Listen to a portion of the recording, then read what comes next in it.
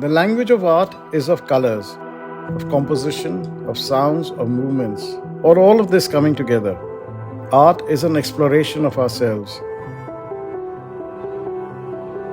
of honing our philosophy and connecting our own individual philosophy to the world and to our own existence. That is why art is something which makes life more beautiful and more fulfilling. Hi, I am Anurag Kanoria.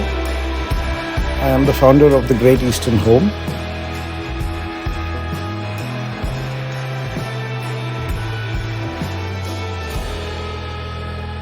Hi, I'm Anurag Kanoria and I'm the founder of the Great Eastern Home in Mumbai.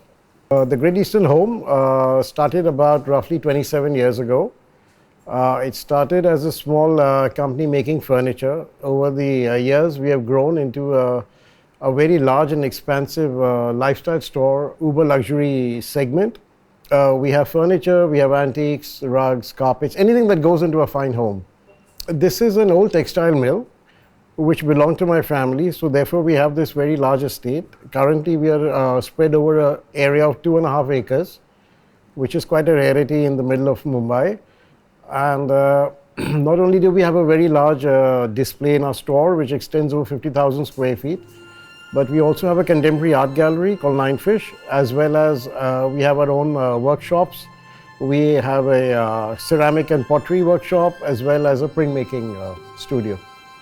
I got into this about 27 years back. What started as a hobby of making some furniture for my own home and for some friends, slowly evolved organically into this large business. I come from a background of, collectors of art and antiques, so that was a great help. And what was a passion finally became a business. So I guess I'm blessed in that way. Over the years, we have added on various artifacts and art to just furniture. It's no longer only furniture. It's anything that goes into a fine home, as I said. And the Great Eastern Home has an interesting history. It's located in an old textile mill, one of the oldest in Mumbai, probably started in 1839 as per the records we found.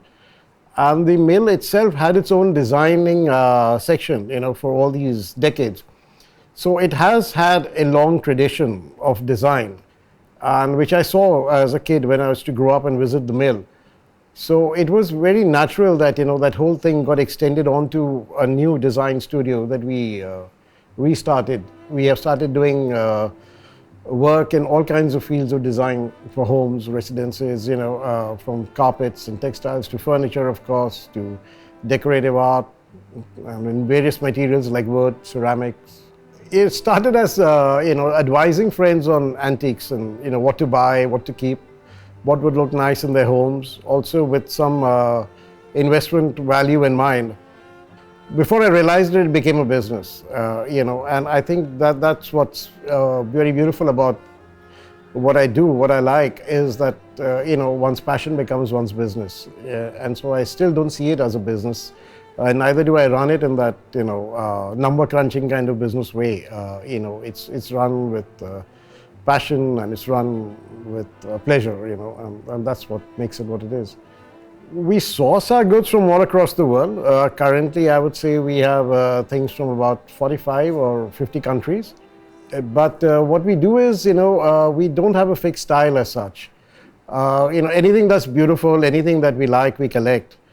I think we have spanned practically everything, period styles, from original pieces from the Rococo and Baroque periods on to contemporary stuff. But a lot of our stuff is actually original Art Nouveau, original Art Deco. We have Tudor furniture, we have Queen Anne, we have of course the Louis XIV, Louis XV, mid-century. So we have spanned, I think, almost every aspect of the design period, whereas most other people in India focus only on old colonial Indian furniture.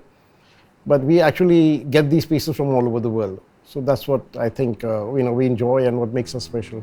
We have products from different periods across history, starting from proto-history on to the last, I would say, 2,000 years actually, and from different parts of the world. So I would say some of the interesting pieces we have are Terracottas from the Chinese dynasties, the Han dynasty and the Tang dynasty, which makes it, the Han 2,000 years old and the Tang 1,000 years old. We have furniture from practically every single European period, Baroque, Rococo, onto all the way to mid-century, spanning Tudor, all the French, Louis XIV, XV, and so on and so forth, original Art Deco. We have some very, very interesting items which we managed to source. We have the original howdah that was used in 1858 after the first War of Independence was won by the East India Company, and the original howdah that was made for the then Governor General.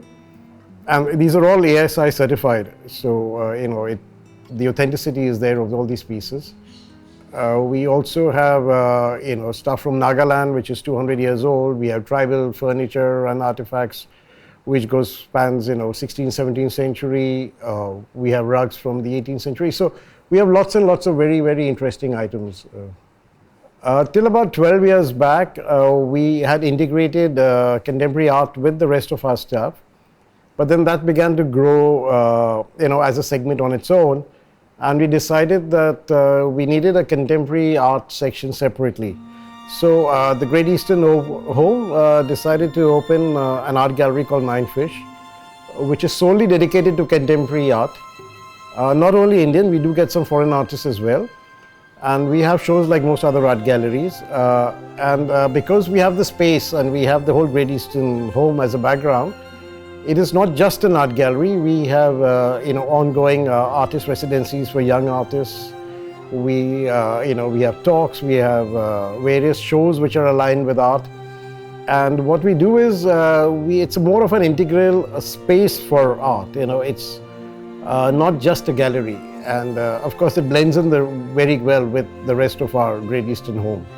Recently, we set up two workshops. One is for clay and terracotta ceramics with a full pottery making section, and the other is on printmaking. Both are fully fledged independent workshops within our own compound.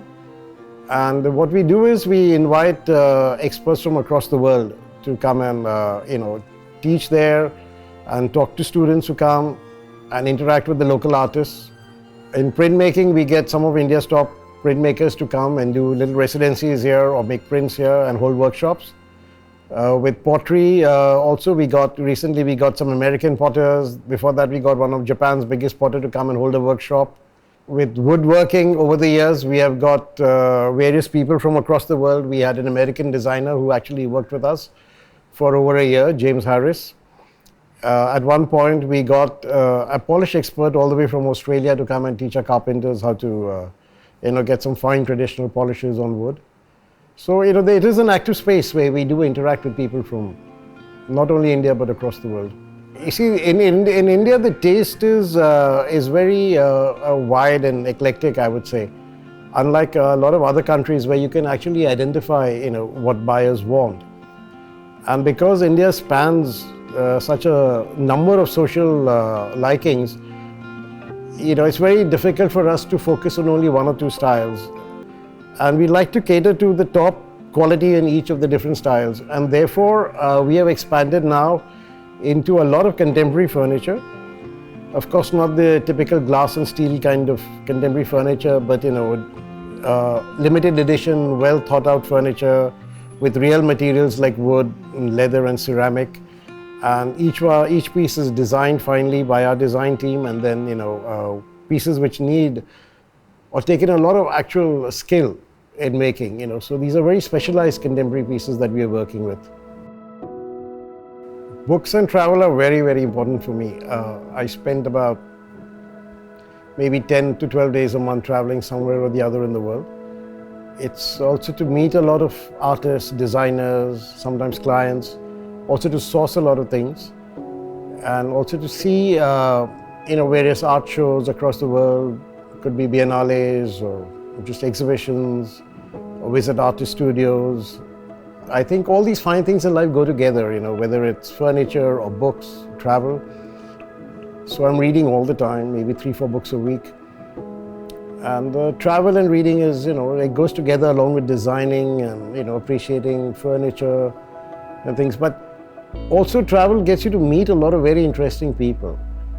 And, collectors or artists or antique dealers, each person is an interesting character, often eccentric, often fun.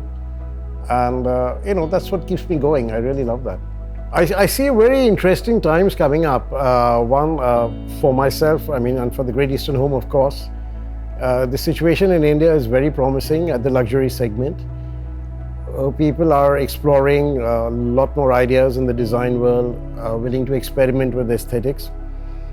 Also, I think India is going to become the design hub for the world in the next 5 to 6 years. It's developing a truly secular, a truly open-minded design sense. The young designers today are willing to absorb a lot more of ideas from everywhere in the world, from the Far East or Europe, Africa, wherever. And I think it's all coming together. So I think the next 10 years in the design world is going to be absolutely very interesting. And being in India is the right place to be. In the years to come, I see the Great Eastern Home as the leading force in the world to decor. It shall continue to bring in antiques from across the world and also to explore design possibilities in the contemporary world. Art is what opens up those tight edges and the corners, and we are able to experience things which lie within us and also to reach out in ways beyond ourselves.